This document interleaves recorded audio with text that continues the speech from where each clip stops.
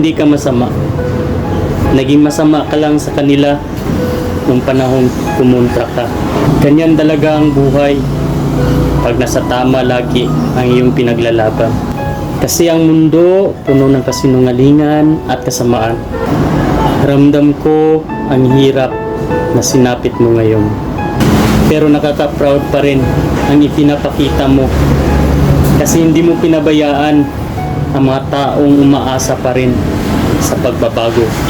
Alam ko na hindi ako nag-iisa na tatayo sa'yo.